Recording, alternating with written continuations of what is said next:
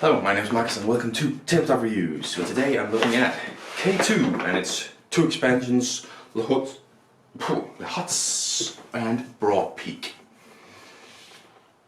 Yeah man, the Huts and Broad Peak bringing new maps and new variations to the game with K2, just a brilliant game in itself. But let's look at the setup and the gameplay. So to start with, you take the metal board and place it in the middle of the table. Now before placing you can choose either the summer or the winter side. We're gonna choose the summer for this one. The winter side is more difficult than the summer side to play. Then each player chooses a color. Let's just use red and blue. And then each player also gets a deck of cards in that color defined by the little red circle right there. So this is red and you should have 18 cards in total. I'm just going by the symbol. Okay, this has been mixed up. Damn. Okay, well, let's just find the blue color. Also, one thing is as you can see, there's a half moon. This is a square, so the symbol's also different. But mainly, I go for the color. But it's a little help to colorblind people. There was the blue.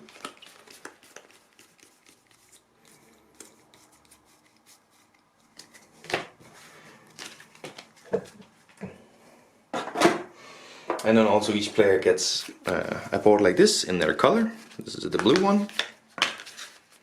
And the red one. Then we'll have a quick look at the individual players, what they have in just a second.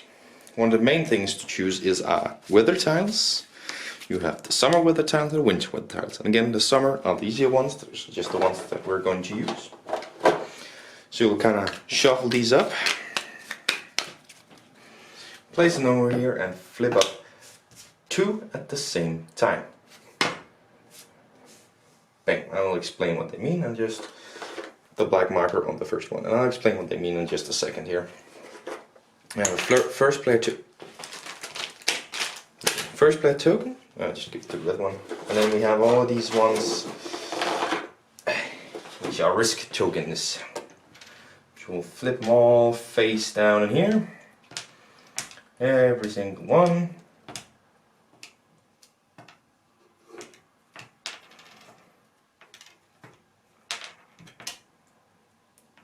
Then, and we'll use those in just a second. Alright, let's quickly have a look at the individual players here. So I have this one, which they call a playmat, which is just ridiculous. It's called acclimatization. We usually just call it breath because it's lungs. And you'll place these little small ones and one for each of the climbers. And you can see you have two different shapes of climbers. One of each will be placed at the 1 point mark here. The other ones will be placed here at base camp. And then you have your two tents, which you'll just put to the side here. And then everyone have the same deck of cards, with green cards being movement cards. So this gives one movement, two movement. This is up or down movement. You choose one of the two to use, and then you're stuck with your choice. And then you have acclimatization cards, which are blue, and that means you get +3 on these ones if you play it. You might notice some red ones in here. That is minus. Ooh, you're so smart.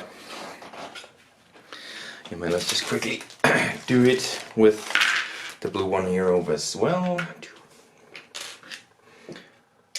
And also, yes, you have two because you've got two different styles of climber. So obviously you have every turn you need to choose one that the cards affect. Alright, first play Moken. So everybody shovels up their cards.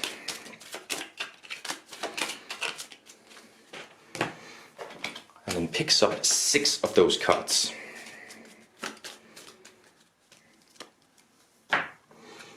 Quickly do it here. 1, 2, 3, 4, 5, 6. And then you choose 3 of those cards to use this turn, and the other 3 will be put aside for next turn. So in this moment I would these 3 because it's movement, and right now we're in the blue. But yeah, one thing to keep in mind is the weather tiles over here. Now these ones don't do anything, but these ones with the red and the white one showcase, you know, this one is everyone above 6,000 meters, marked with this line right here, has to pay an extra acclimatization at the acclimatization point. And this one is everybody above 7,000, this one is about everybody above 8,000. And again, you know, 6, 7, 8. And just quickly 1, 2, 3, 4, 5, 6 for this guy as well, and he picks a whole bunch of movement as well over here.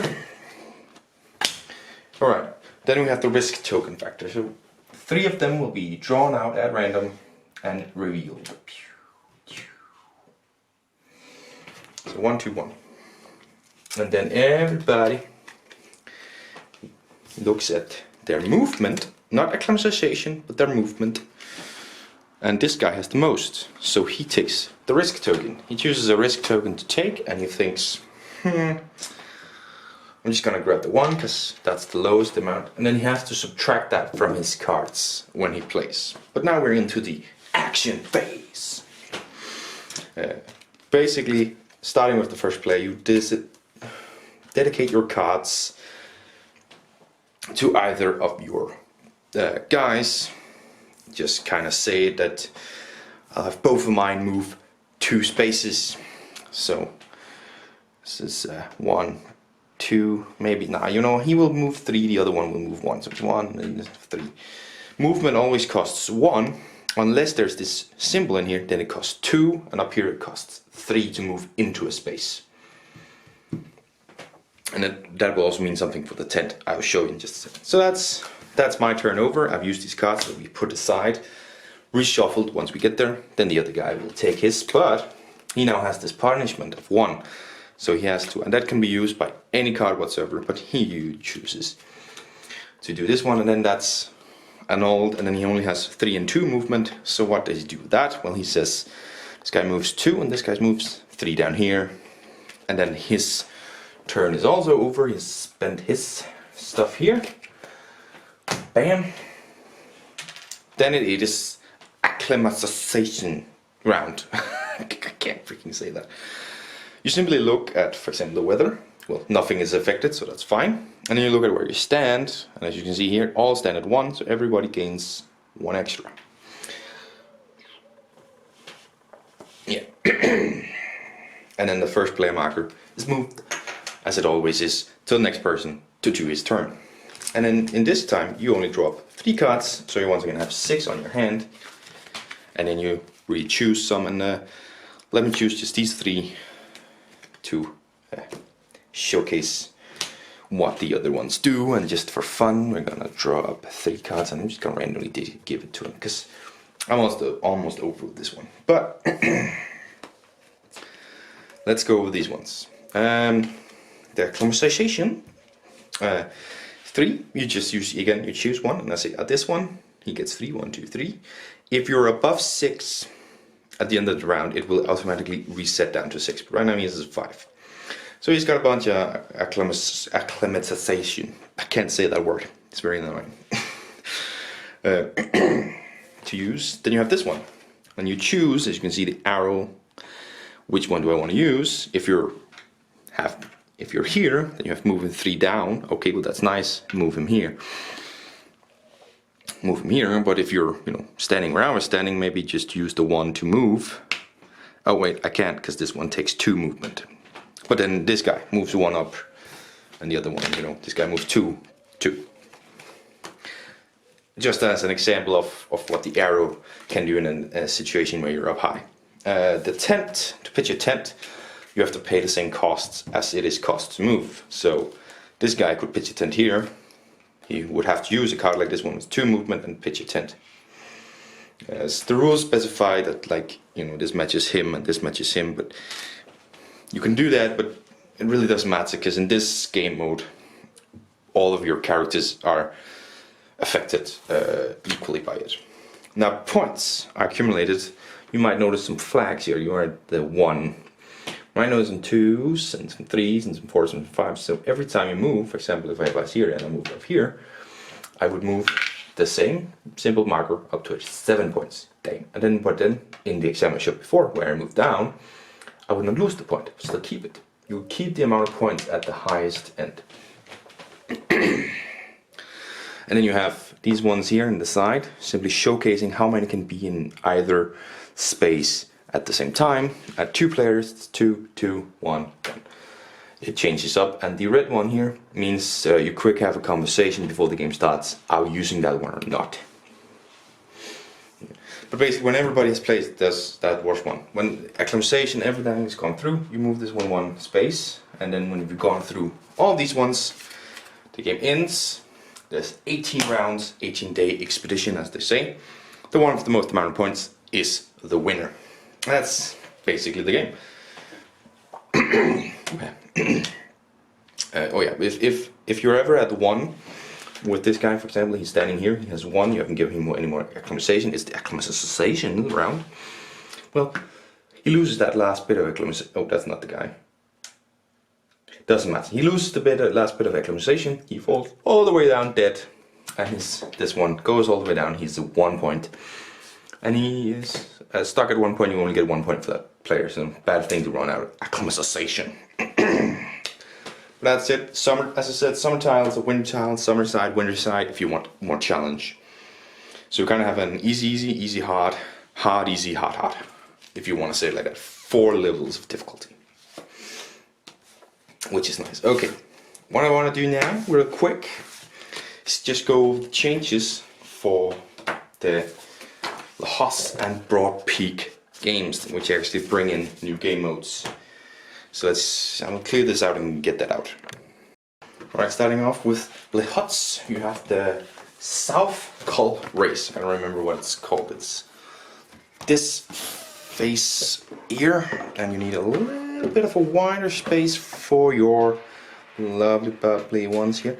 And gotta have room for it. There we go. It's a little bit bent there, that's annoying. There we go. And basically the player needs everything the exact same way. One of each on the score marker here, and then one of each. Well, the remaining ones are split up on these ones here.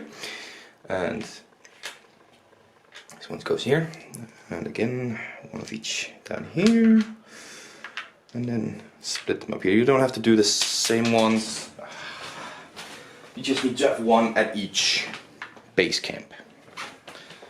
And it's called the South Cull Race because this one is shorter, but it's a race to... I'm looking at the wrong name for it. What's this one called? The South Face is what this one is called. Yes. Sorry, I was looking at the other side of it. But now you know what that's called. The South Face. You're not going to use the same weather markers. You're going to use these ones. Now, this one is made that each player gets 2 weather markers and then chooses one that they want to use. Those are in game, but you need to have, how many is it? 6? Yeah, you need to have 6 in the game. So in this case you would drop 4 random ones, bam. Remaining ones are split aside, and then the exact same setup as before. Turning around like this and like this. And I'm just gonna really quick find one so I can show the example, unless I've removed that one. Okay, there we go. Yeah, and sorry, I need this one for the example. So there we go. Place the starting one there, just as normal. The player has everything just as normal, except they also receive some extra of these carabiners, I think they're called. Place these back at 1. The rules are, complete, and then in case of this one, the rules are completely the same in terms of movement, drawing up the cards. Everything's completely the same, except of course the weather, as you may notice, is split up. So this one covers everything from 6,000 and up, but west, this part, west, it's not affected by anything. So these 2 places here, I just noticed, are not affected by anything. And then you have central, where you get 1 extra acclimatization. East, where everything above 6,000 is getting 1 extra acclimatization, but also costs 1 extra movement. And that's the interesting one. Yeah. Now you also have this one here, which shows a mudslide in the central part above 6,000 meters. So that means that if, you know, I had one placed like here, and even if I had a tent alongside him, resting nicely in a tent, and we're on this round, well, the mudslide comes in, washes down, moves him and the tent one down. No, it doesn't matter with movement, and it is after acclimatization, so that doesn't change. So it wouldn't change like I'm here and I'm here, that wouldn't change. Acclimatization is over at this point, and you know, all rules about like movement and stuff is in that case the same, like he still keeps 4 points and everything. But that would mean he washed down like that. And there is one thing I remember. No, there's nothing I remember, forgot. Then you have the carabiners here. You can connect these ones at any point you want with a few rules. For example, if I'm standing here, I have to be standing with my character one place. I can then, you know, start this one here or here, whatever.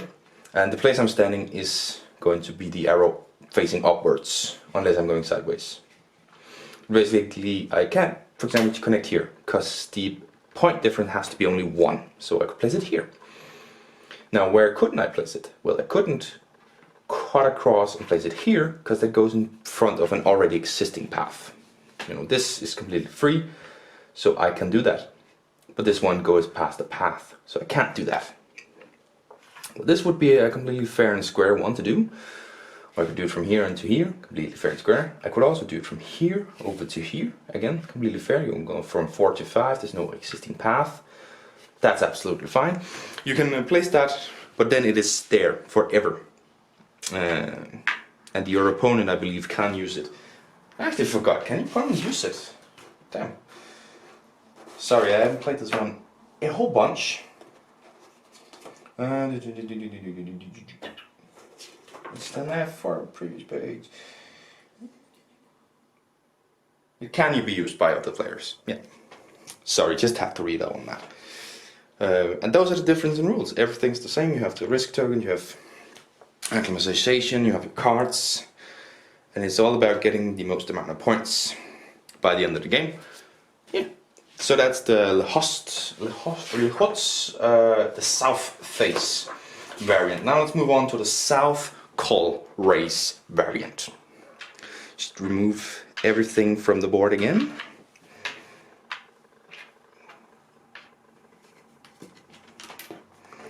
Moving it around here. South call race. Bam. Still a little wide, but there we go. So once again, you have one base camp where you place your characters in on the one spot here. So that's the same. The carabiners are not in use in this plane, so they will be removed.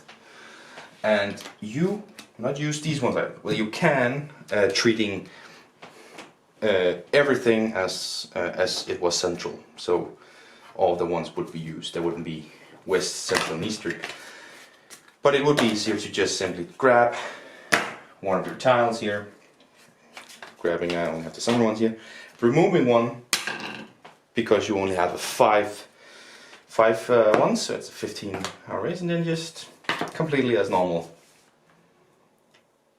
Bam. And that's completely as normal. And yeah, that's basically it. You don't have anything different. Now there is something. You have their cards. You have to go in and remove one of each of the acclimatization cards. Hold on, 2, 1, and the 0, which I never understand, but whatever. So the 2, 1, and 0 cards needs to be removed from game. Otherwise, this is it. Yeah. And that's it. End game. Last weather tile, but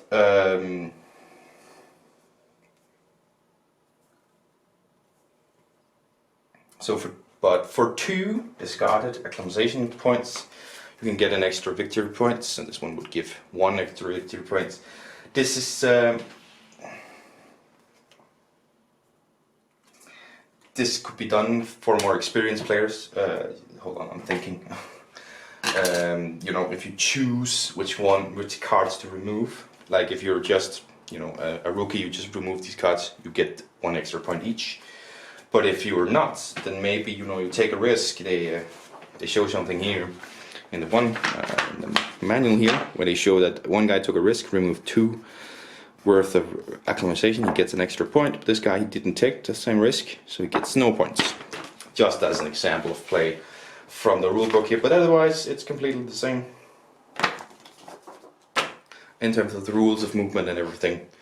So yeah, that is the HOTS additions to the game. Now let's have a look at Broad Peak. Okay, I set up the first one here. This is called Race to the Top, and it's basically the same setup as the one with a few changes. First of all, your tents will not be needed in this one, and neither will these specific cards. The 2, the 3, and the 1 will not be used in this one. And if you're using the summer tile as the one I've set up, then this specific tile will not be used if you're using the summer tiles, leaving you with, once again, 5 tiles, so a bit of a shorter game. And then you have these ones right here, which are snow caves on the side here. But then again, setup is the same. You place your guys down here and on the big point markers. Movement exactly the same, going through it, around the is going through the exact same. The thing is, you have your snow caves, and below 6,000 meters, they will cost you only 1 movement, but above 6,000 they will cost 2 movement, no matter what. So say I have my guy up here, I spend 2 movement and I build a cave on the side where he builds it, or the yellow jacket side, and then you go on to the next round, and then he flips over at the end of the round to the guy chilling in the cave, or the red jacket, and the next round he's removed. It is removed for play and, you know, restarting over here. You can only have 1 person resting at a time, so, you know, maybe you would have 1 for each of these ones, 1 each, you know.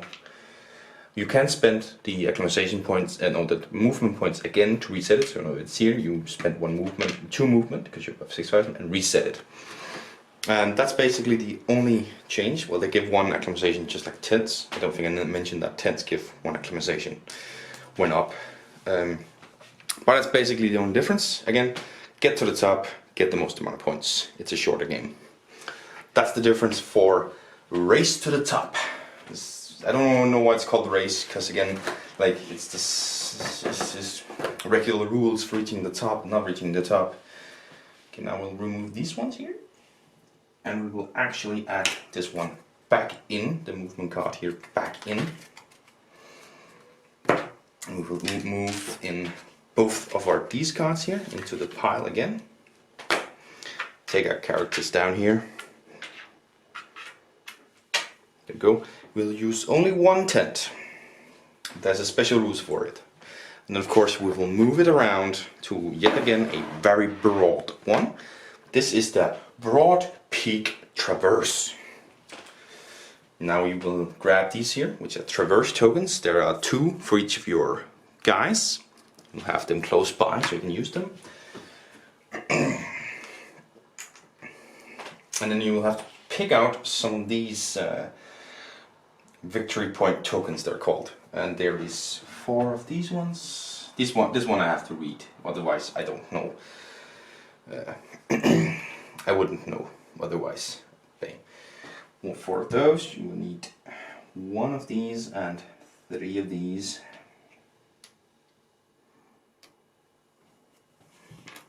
One and 3, and then for this final one you'll need 1 of these, 1 of these, 2 of these. Bam. Basically there's 4 in each color because you have 4 hikers. They can only get 4 hikers in total. They can only get 1 each. Quite simple. Now one thing I have a little bit of doubt about is, you know, the highest number first. So what I'm thinking is that they need to be put like this, but what they're denoting here is the number here, you know. So should I turn it like this, or I'm not quite sure, honestly, which side is used, which side isn't. It's not very clear about it, which I'm quite unhappy with.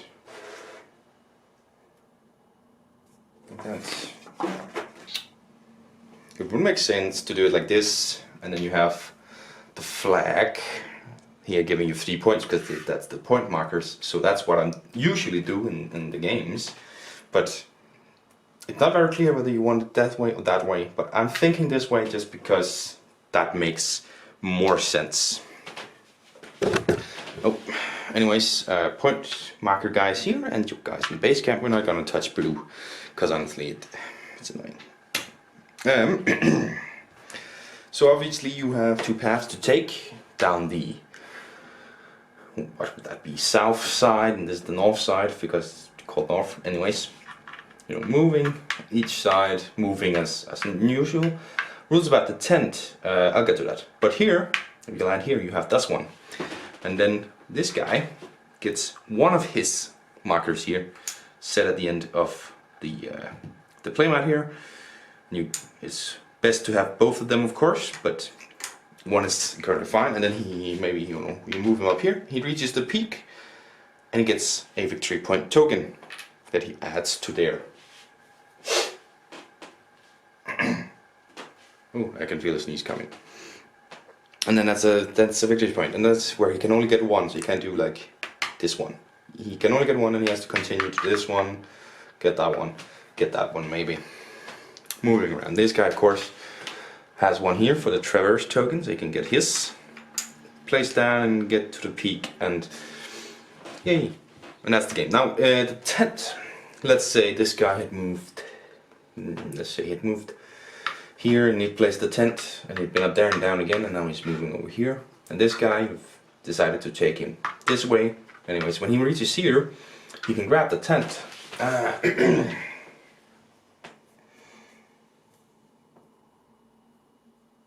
For 1 movement point, you can pitch down the tent, he can reach the top and go down again, and then maybe he wants to place it, I don't know, he moves over here and wants to place it there.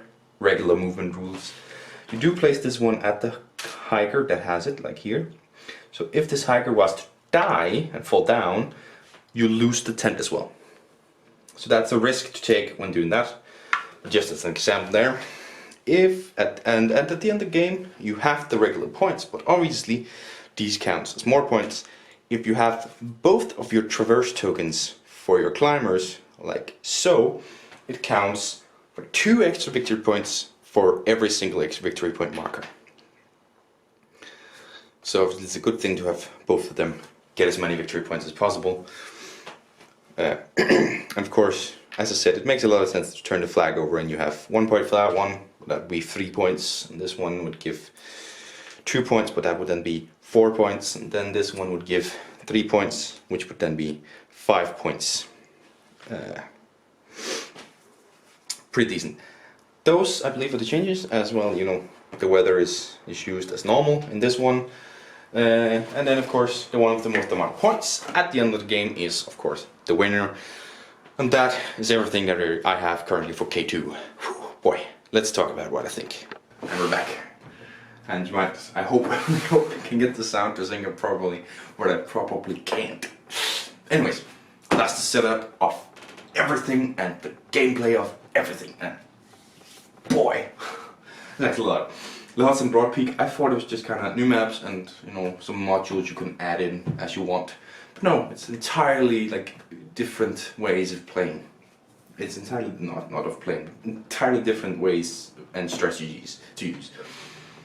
But I do think you can take the snow caves, the carabiners, and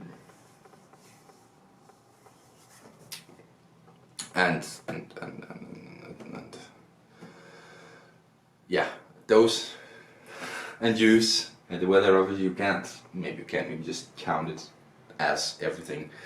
But those things I think you can use as variations to it. Maybe even the extra points, point things where like you get the points for coming to the top, but it's also for coming first. You know, if those things, just use the purple ones, and you know, again, 2 per player. It's just a thought, honestly. But let's talk about the gameplay. Starting off with the base game of K2, then talking about Broad Peak and Lahas. The base game. Gameplay is simple and I think it's pretty good actually. You have, of course, the identical set of cards, and this is something I've talked about in Tick to Ride, and I'm going to continue talking about it in every game that does it. Luck and choice mixed really well. You have, you know, the cards, and you draw up 6, but you have to choose 3, and you can keep the other ones. And then again, you know, you have luck to get 6 good cards, or you get 6 bad cards for the situation of the game. Which ones can I save till later? Which ones do I need to use now? The luck and the choice forming in one right there. And then again, well, that's not really luck. Well, it's a little bit luck, a little bit choice as well with the weather, right? Because you can look ahead at max. At maximum, you can look like what is it, like 6 rounds ahead, 5 rounds ahead, at minimum 2.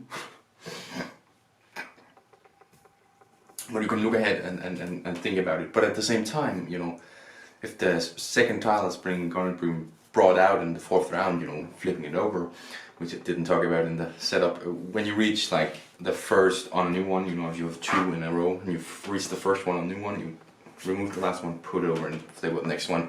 Totally forgot to talk about that. But anyways, doing that, you know, you get some predictability. But like then again, you can look and say, oh my god, in the 3 rounds, that's what's gonna happen. Oh my god, it's such a ruining my strategy a little bit. But at the same time, you have 3 rounds to prepare for it. So again, luck and choice just being mixed perfectly well into a lovely, bubbly cocktail. Absolutely brilliant. Just get to the top and get down again. Don't kill your hiker. This is very simple. It's brilliant and it offers strategic value. I like the tents. Pitching a tent, it stays there. I really like the gameplay of the regular kit. Broad Peak and Huts, both bringing 2 variations to the game. Oh boy, those variations are quite a bit, but some of them are not as much. And like, I've already forgotten which ones belong to which one. But the one with the tri-peaks and the points for every peak in the one, I think it's Broad Peak's second map that I showed. I can't remember which ones they belong to. I've literally just done the overview and I'm talking about it now, I can't remember. But the one where you have 3 peaks, you're trying to assemble the figurines and build it out. Pretty sure it's Broad Peaks. Yeah, Broad Peak Traverse. I think that's the best one because, like, you know, trying to get to all the peaks, trying to be at all the places and get maximum amount of points. And of course, you have the little things with the bonus points things which you want. I like that. I think it's a good little thing to use. My second favorite is what is it that it is called? It is called the South Col Race. And of course, race is whatever, but I like choice of which ones are you going to use. Do you risk your acclamation for more points? Do you play it safe? I like that choice. You know, this is just +1. You could legitimately have +2, +3, maybe even really risking it. That's a balance, right? It's a proper balance. But that's my second favorite. Let's talk about why is this one my favorite. As I said, collecting points. It's the same one, but you get to collect bonus points. And really choice matters here. Which way you're going to go, which one is you going to move most. Do you want to get the most amount of points at peak, the top peaks, which obviously can give 3 and 2 points, or do you just make sure you get those double points, which can matter immensely. Like, if you have a full guy, that's 6 extra points. If you have a guy with all the points on it, that's 6 extra points for those. So do you want to get a hold of those bonus points because they can triple the value of some of your ones? Or do you want to go for the high amount of points first? I think it gives you more choice and it's just really, really interesting. And of course, the Cult Race, I just like the risk to reward at the start of the game. Do you risk your acclamation? Do you risk losing a hiker for that bonus points in the end? 3 bonus points. That could be the difference.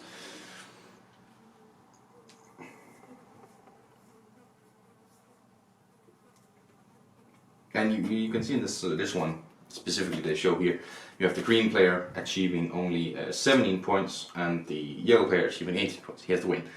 But because the green player risks a little bit more, he gets +1, giving to 18, and he reached the peak first, so he gets the victory. That could be the difference. If you risk 2 more, could he have reached that amount, but he would get 2 bonus points.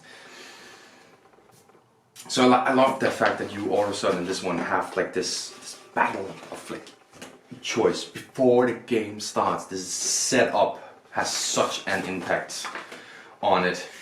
And of course the final two, you have Race to the Top and you have the South Face. And of these ones, the South Face is my preferred. One. First of all, because of the split off of West, East and Central, and the fact of the new weather cards, where like you can manage to move over and be like, I avoid the mudslide or the whatever of this one moving around, or you could be stuck and be like, I like the carabiners, you can change up and be like, okay, I'm gonna go this way.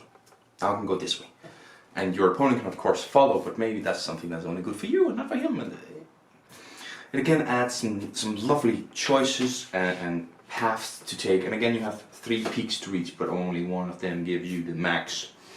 It's lovely, lovely, lovely. Add some really cool things with the carabiners and or fixed ropes tokens. I'm continually saying carabiners, so I'm afraid that I'm gonna get cancelled. Sorry. Really adds some lovely choices to this one. And Race to the Top is at the bottom because it basically doesn't really add anything new.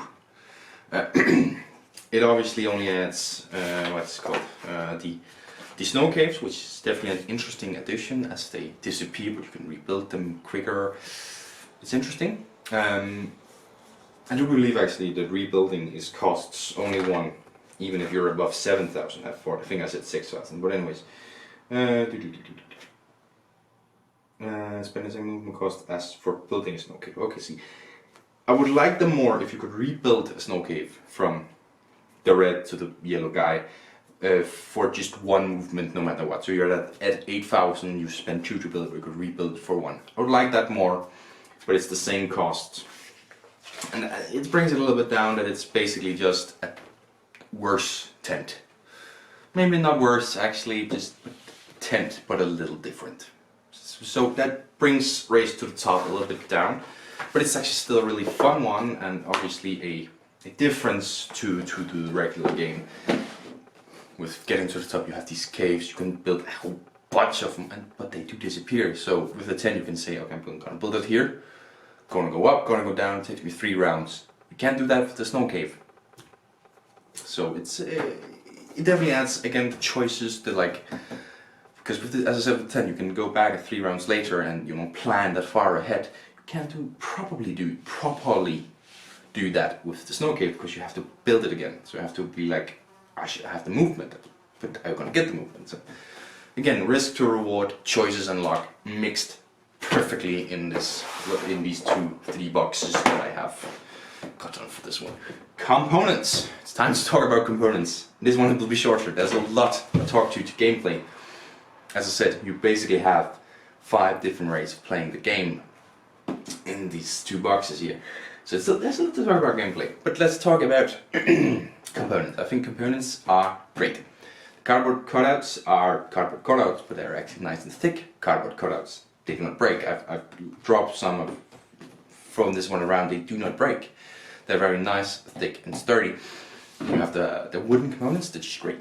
The metal components, that's great. They feel great. They're easily distinguishable by the marks and moving them around, and it feels nice to move them around, but not over the night. Like it feels like it fits. It's simple, but it's brilliant. That's where I want to go.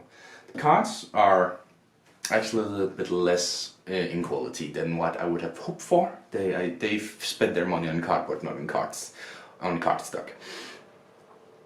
But still pretty decent. And the artwork, I think again, it's simple, but it is a mountain climber experience that you get from it. Resting or climbing or showing off things within it. There's one thing I didn't mention, and that is the children's card. Basically, you have a Save the Climber card, which you have access to all throughout the game. You can use it once above 6,000 meters, which is easy enough. And it basically means that if one of your climbers die, you save him with that card. And I call it children's card because it's basically only if you play with children you're going to need that card. it's not necessary, it's not gonna be useful. But the artwork looks nice, like a guy falling and the guy reaching out. It looked cool. But as I said, artwork is just simple and nice on all of them. The symbolism, the colors all match. I can say that, you know, I've gotten a little bit more aware of like color blindness recently. I talked to some people and I played with some people actually. So when I say like I think the colors match, it falls on deaf ears on some people because they don't know. But I think the symbolism on them, you can see the chest, you can see the footprints, and you can see the arrows going up and down. Again, I don't know with color blindness whether you can still distinguish the shapes if there's too much color, but I think that's a nice touch to associate them with something, because it makes sense, right?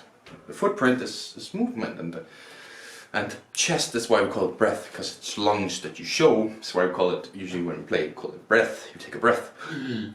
But acclimatization is a difficult word. I think it adds up. Let me know if it's difficult. I think it's not. I don't know. As I said, with the shapes of the tents and the meeples, you understand them right away. Yeah, just a nice touch of like, if you do die, you don't score that guy. You kill the guy on your journey. You can't score points for it. That's nice. But also, the achievement of reaching the top is not breached by the fact that you didn't go down again and lose points. No, you have been at the top. You have achieved the goal. That's nice. Like, that is exactly what I think mountain climbing is about. You reach the top, you challenge yourself, you reach the top. You're there and you have the evidence enough for it in like maybe a picture or just, you know, the memory of being up there. So I think that's nice, adding to that one, to the theme, which is the next thing we're going to talk about. Theme of this game. I think it oozes a lot of theme, based on what I know of mountain climbing, which is not everything. I don't know everything about mountain climbing. I'm not a mountain climber myself. Based on what I know of mountain climbing, this seems very very thematic. You have the snow caves, which you can make. I've actually tried to make one. It failed, but I tried in a different scenario than mountain climbing, of course. And the tent, pitching a tent wherever, as long as you pay the movement cost. That's with movement, you know, it costs exhaustion, it costs movement to do it, and it takes a lot to build a tent up there. So it makes sense that it costs as much to go upwards as with the tent. Maybe a little bit more for the tent, but that's fine. It needs to also be easy. Whilst the snow cave takes a little bit less than the tent, although not in my experience, but I might just be bad at making a snow cave, I don't know. And the addition of like the ropes in the hostel property, I've literally just looked and I've already forgot. But anyways, the ropes there and reaching a new path, because there is not one set path from climbing up a mountain. So that's you know, also a very nice thematic touch to it in that one. Yeah, and I think the maps encapsulate mountains of the K2 mountain range, as far as I know. Correct me if I'm wrong, but like different places, and that makes sense. You climb K2, now you want to climb the other ones. Challenge yourself constantly. Maybe even challenging the same guy, be like, hey, I bet I can get up there first and get more points for going up there first. Definitely think that it's very, very thematic in everything. Does it lie to you? And this time I'm prepared. It stands right here. 1 to 5 players, 60 minutes, 8+ an age. 1 to 5 players, just take it there. It's one of those games that just works no matter what. For me, it just works the 1, 2, 3, 4, 5. I've played the base game and all players, not the expansions. I've not played those at all players.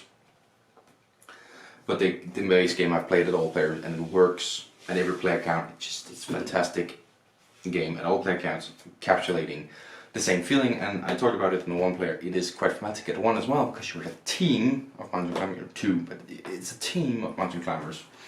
So in 1 player, you're just 1 team out. At 3 players, you're 3 teams out. Not necessarily going together, and it makes sense, you know, in that way. Of course, it doesn't make sense to then split up and go 2 sides of the mountain, your own team. But something has to be done for the game part of it. So I think it's very thematic, even at 1 player, and works at all players. 60 minutes is never true, but I actually think that this one, it is the closest to the truth. Instead of 60 minutes. Because you are very limited. A lot of them is like, you reach this amount of points and then you can never say 60 minutes. And as well with the Ticket to Ride, for example, I'm doing a lot of Ticket to Ride reviews right now. When you've run out, when one player only has 3 left, you don't know what that has gone to happen. You can't say that happens after 1 hour. But this one you can say you play 18 rounds, and that will usually take around an hour to play this exact amount of rounds. Therefore this one is more accurate. But again, if you're playing with someone who just sits there and goes, which ones am I going to use? It's gonna be difficult to stick to an hour, and teaching the game is always something. But I think it's very, very close to 60 minutes. 8+, as I said, with the children's card, you can go low in age, but I would say it's a little bit high, because they do say you lose the higher he dies, and maybe you need to have a little bit of an older kid to quite understand that.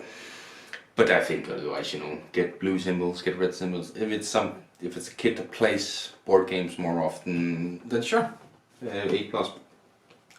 I would go a little bit higher just because of the context of this guy might fucking die. So that is, does it lie to you?